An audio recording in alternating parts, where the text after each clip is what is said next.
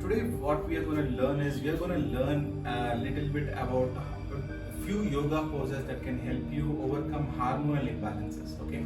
Now, when I talk about hormonal imbalances, it is not restricted to women alone. Okay. So hormones are also present in men too. So when I talk about hormonal imbalance, it's not just about estrogen, progesterone, or testosterone. It's about insulin. It's about your many other hormones that we have got. We've got thyroid, right? So all these hormones put together, whenever we have some imbalance, okay, the root cause would be the lifestyle actually. So one of those lifestyle changes is physical activity, right? Now for that there are few yoga poses that I'll be demonstrating today, which will be helping you, to do it on daily basis, right? If you go watch this video every single day, you can do it on a daily basis, and eventually for a period of time with these yoga asanas you can probably practice and become perfect on it eventually.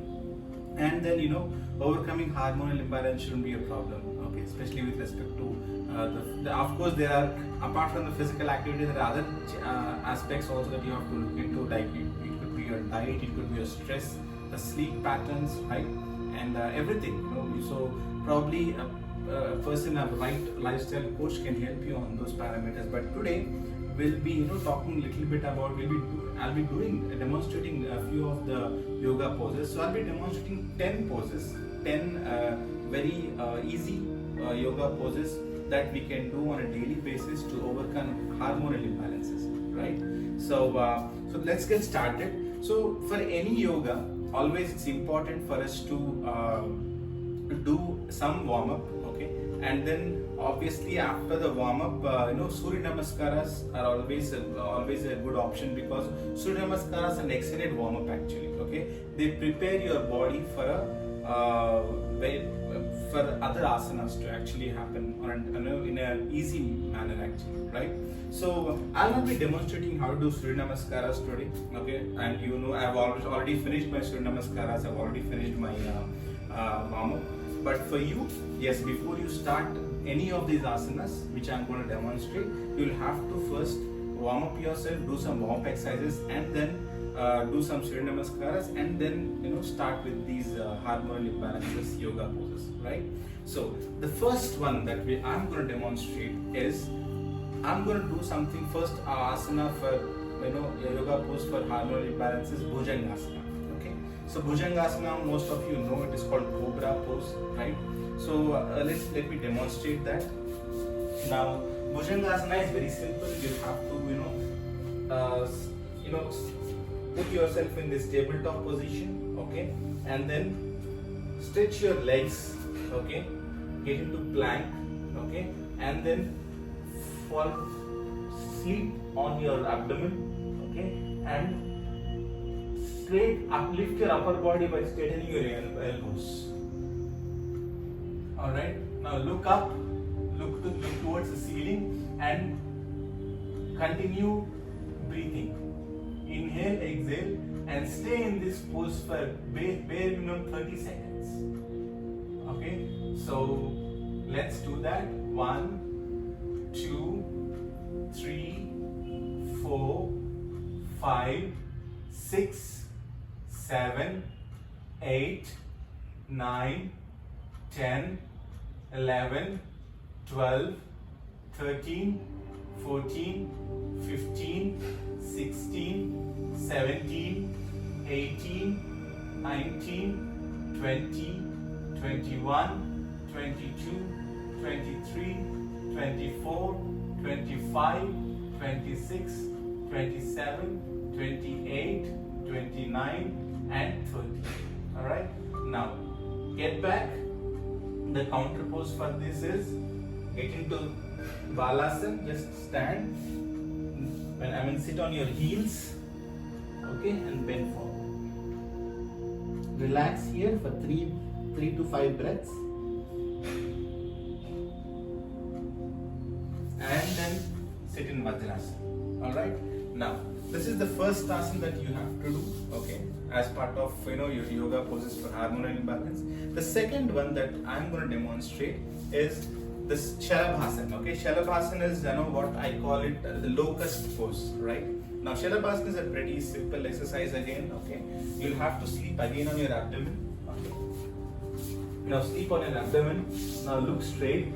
Ensure your arms are beside your thighs, okay? Now once they are in the thighs, in this position, lift your upper body and lower body in one go, in this fashion.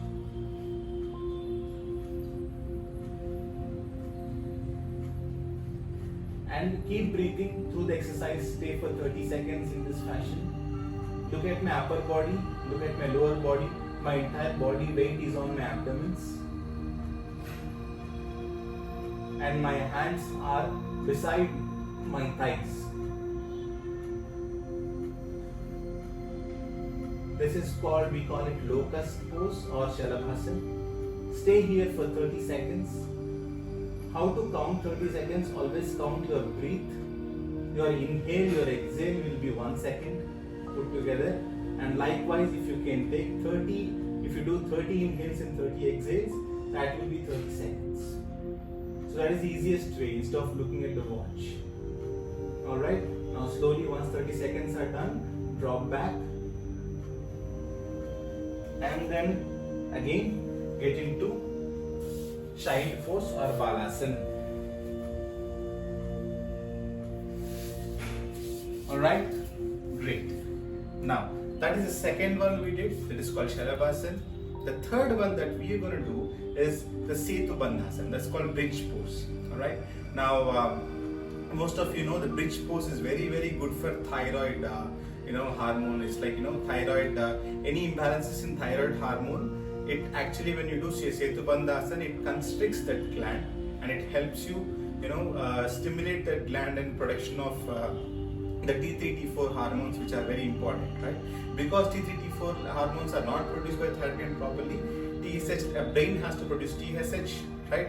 That is where you see the overproduction of TSH, and that is what we call hypothyroidism, right? Now let's do Setu Bandhasana. Now again, same way, you have to sleep on your back.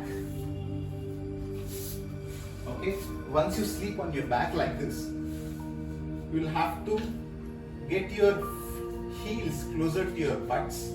Try to catch hold of your ankles with your hands. Okay.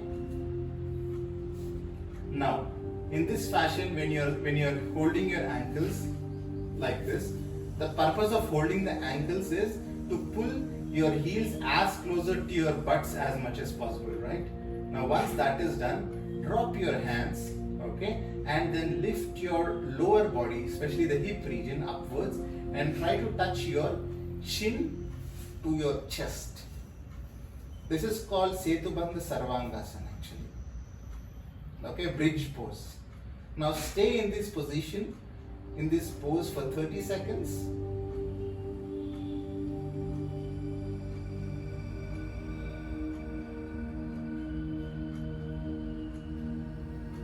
Keep counting your breath.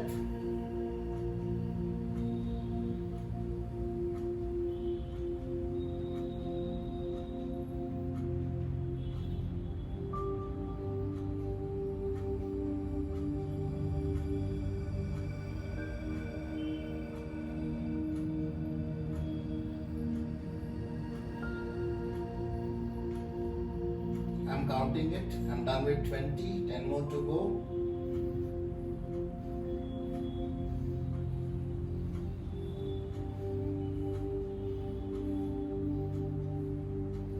Great. Now once 30 seconds are done, drop your lower back, okay, and then straighten your legs.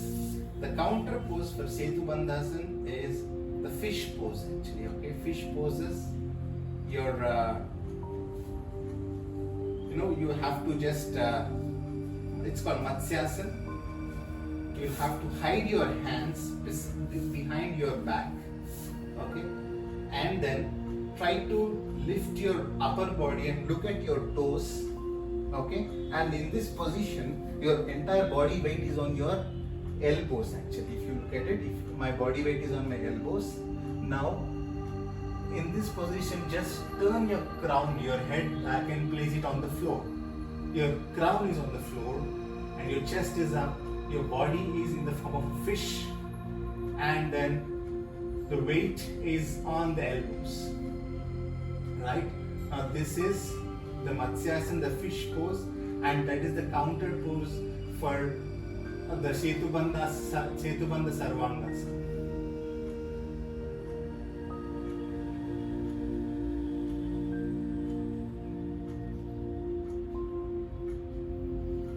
Again, come back, look at your toes, stay in this position for 30 seconds, the fish pose, look at your toes and then drop back.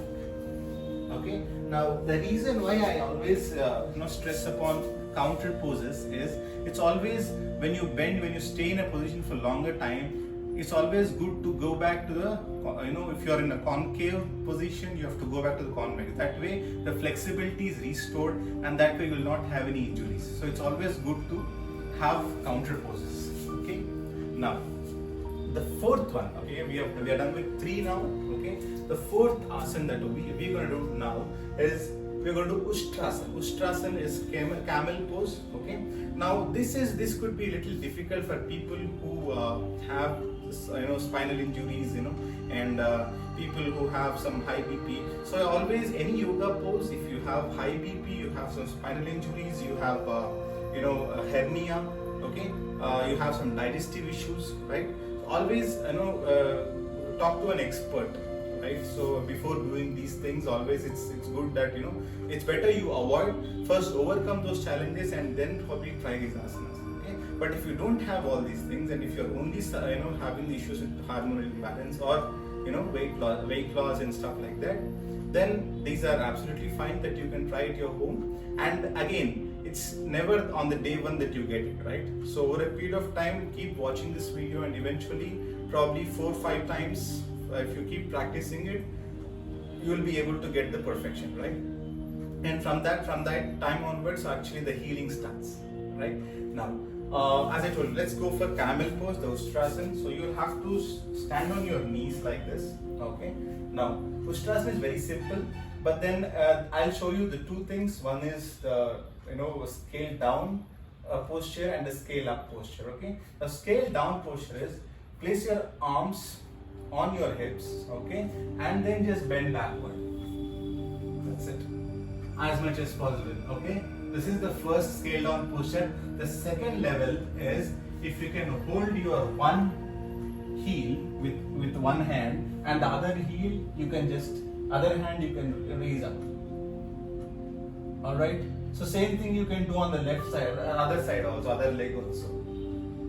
All right. This is called Ustrasana, scale down posture. But the actual Ustrasana, the main Ustrasana is both hands together. Try to take it back to your heels and then stay in this position for 30 seconds. Keep breathing.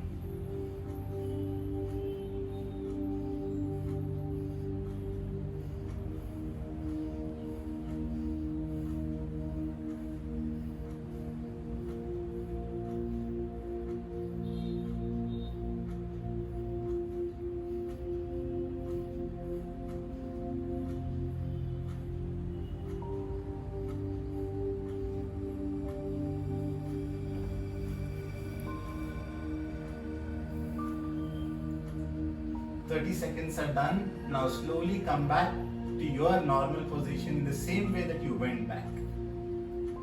First left leg and then right leg and then come back into the counter pose Balasana. Stay here for 3 seconds. 3 breaths. 3 deep breaths actually. That will help you relax and then also acts as a counter pose. For majority of the exercises, Balasana, the child pose is always a very good counter pose, right? Now that is the 4th one that we did today. Now the 5th one that we'll be doing is called Prasarita Padottasana, right? Now what is it? It's called wide stance forward pose, okay? Now how do you do wide stance forward pose? Just you have to take, the name itself says, right? You have to take a wide stance like this, okay? Now once you take a wide stance like this, you'll have to just push your butt back, okay, and then bend forward. With your hands on your hips, bend forward. This is called wide stance, forward bend. Okay, look front. Okay, so any yogasana, 3 things are important. One thing is your breathe. Second thing is your gaze. Where are you looking at? What is your focal point? The third thing is the feel of the asana, whether you're feeling any stretch or not. Okay, that is important, and that is what 3 things taken into consideration. What we are doing is right now is called Prasarita Padottanasana. Alright? Now, stay in this position again 30 seconds. So any asana, 30 seconds is bare minimum to stay, okay? Because that is when you actually feel the benefits of it.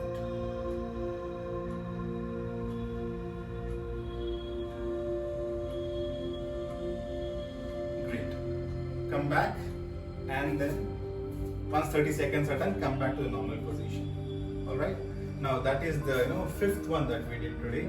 The 6th one, okay, 6th asana, which you don't have to try all these asanas in one go. Actually, I'm just giving you the the list of what all you can do, but you can probably pick 3 or 4 as in a given day, and then try it at home, and then eventually change it the next day or something like that. So that will help you actually overcome that. Right now, the 6th one that we're going to do is called Ardha Chandrasana. Ardha Chandrasana is very simple. You got to stand straight, get your feet closer, okay, and then raise your arms up, okay, in Namaskara pose. Raise your arms up. Ensure your biceps are touching your ears, okay. It should be that straight, okay. And once you are raising your arms, try to bend your obliques towards right side as much as possible, right? If you can look at my body pose now, it is in the form of half moon pose, right? Half moon. So this is called Ardha Chandrasana. So bend as much as possible so that you can get a nice stretch. Don't bend your knees, okay? Automatically the knees will be bent, but don't bend your knees. Keep it straight and take a proper, ensure that your obliques are properly stretched, okay. It will also be effective on your core and is a very good asana for hormonal imbalance. Stay on each side for 30 seconds.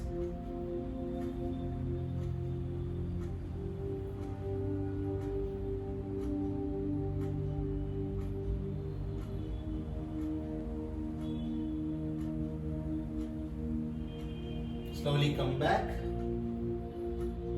and then drop your hands. Okay. Now we'll do the same thing on the other side now. Okay. Ardha Chandrasana on the other side. Right. If I've done right side, now I'll do it on the left side. Alright. Now same thing. Get your feet together. Raise your arms up, and then bend onto your left.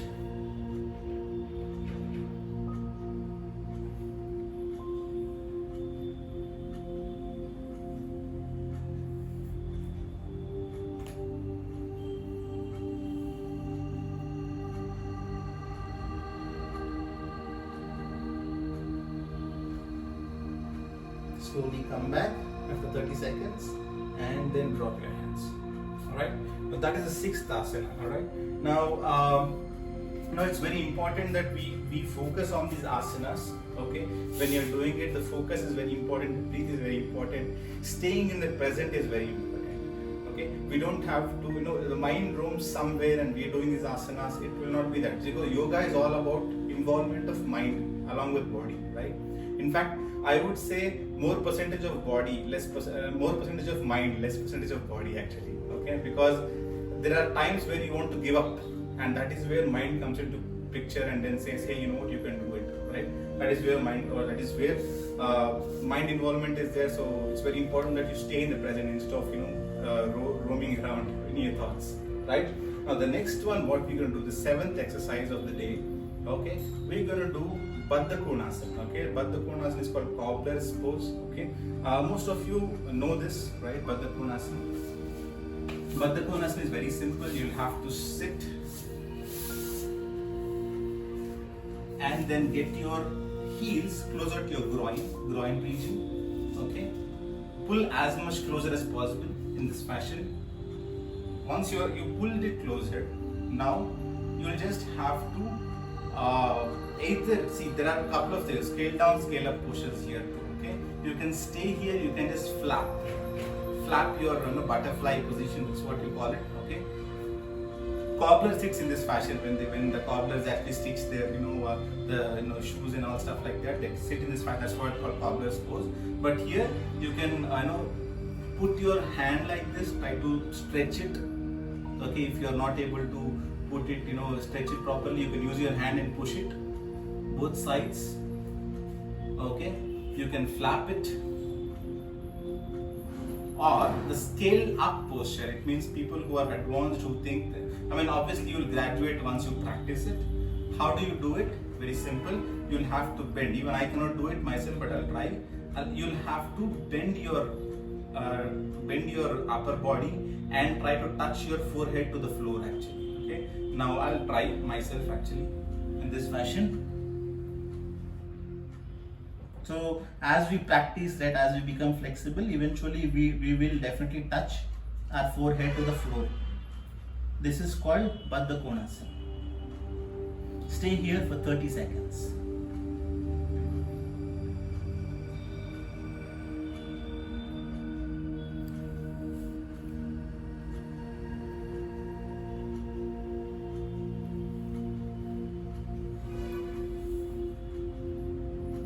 Once you're done, come back and just stretch your legs.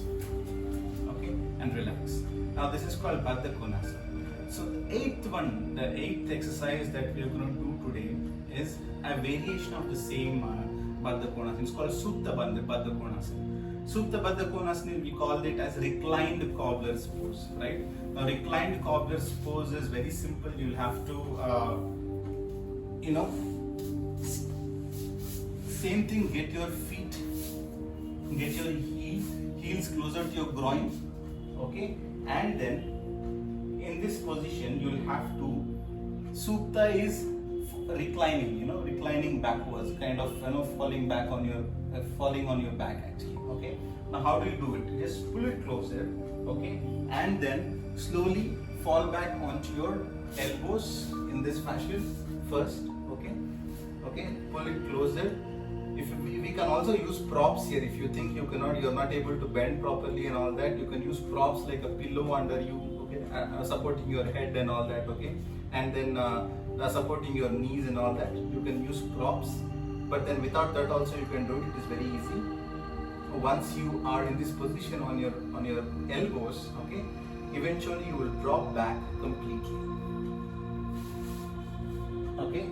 Now ensure your groin and your heels are closer to each other. Okay. Now in this fashion, just stay. This is called Supta Baddha Konasana or reclined cobbler's pose. Very, very effective for the pelvic region, the blood flow to the pelvic region, especially people suffering with PCOD. Okay. This is a very, very effective asana, because it will improve the blood flow in the pelvic region. Okay, so this is how you can do it. Stay here for 30 seconds. Keep breathing. Take some deep breaths so that you can count it properly.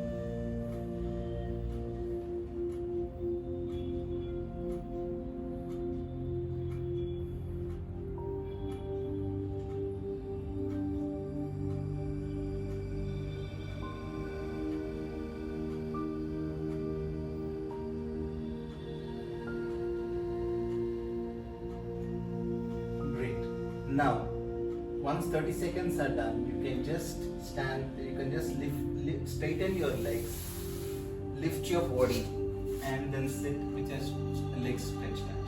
Okay? Now, so that is the, I guess the 8th one we did. Okay? Now, we're going to do the 9th one.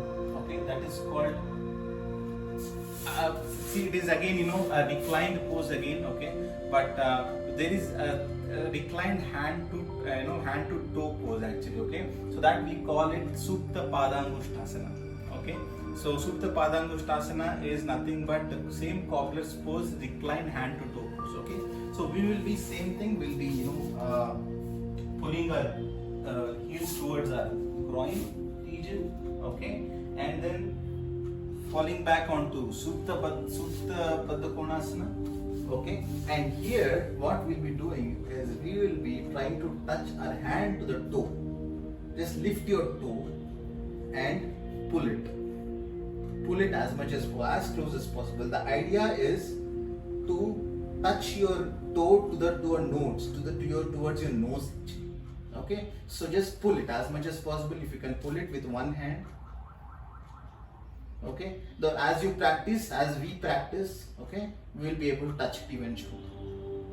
So this is called Supta Padangusthasana.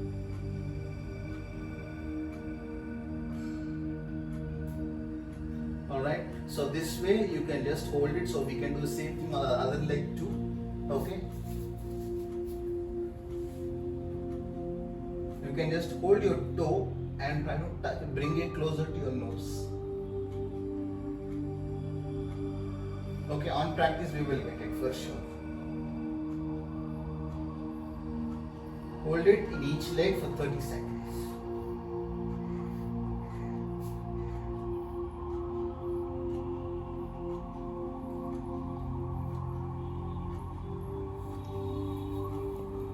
And once done, just pull it back and then relax and get up.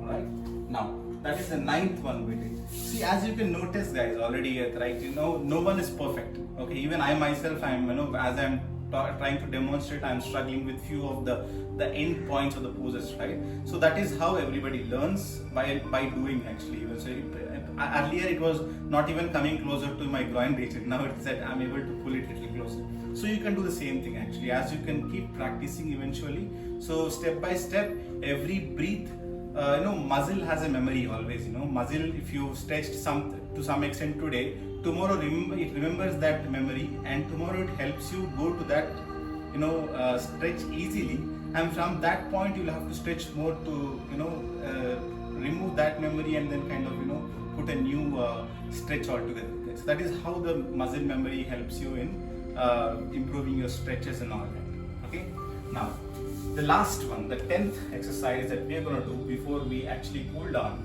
okay, is we call that Samakonasana. Okay, we call that straight angle pose. Okay, straight angle pose is very simple. Stand on your feet, get your feet closer, okay, and then stretch your arms up and then bend forward.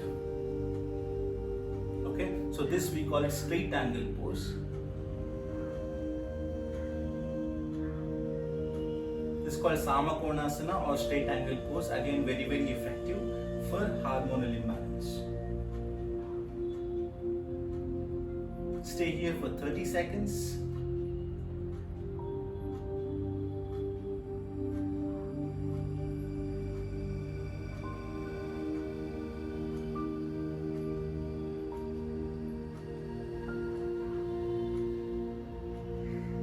And while you're doing, have a smile on your face, right? It's very important that we always have a smile when you're doing. We should not really struggle to do yoga, okay? Yoga, they always say sthiram sukham asanam. So always stretch as much as your body can do, okay? As much as you can push yourself, but eventually have a smile on your face. That is very important. Okay? Now once that is done, close up 30 seconds, come back, and then stand. So that brings us to the end of this, the yoga poses that I thought of sharing, the 10 different poses, okay, that will help you overcome the hormonal imbalance, okay. This, obviously, as I told you, we start with a warm-up, okay. We do some Surya Namaskaras and then followed up with, out of these 10, probably you can pick 4 or 5 which you think are very helpful to you. Start doing them, okay. And then always you should end any yoga with a Shavasana, right? That's called corpse pose, okay? So sleep with your legs stretched and arms, palms stretched and palms facing the sky and all that. So relax entire body, and then that is how you will end your entire yoga exercise for that particular day. So if you do practice it every single day, these poses, then over a period of time, probably 1 month, 2 months down the lane, once you get more flexible, then it is a very effective way of overcoming the hormonal imbalances. Okay, and I'm sure it was helpful for most of you. Okay, so keep practicing and keep growing and ensure that you become as fit as possible, and then let us spread this word of becoming changing the lifestyle, and then becoming fit and becoming wellness is important, right? So it's not always medicines and stuff like that which will help you overcome these hormonal imbalances. It's more importantly the lifestyle changes that will help you, right? So great having all of you, and keep practicing and keep becoming fit, right? Thank you very much.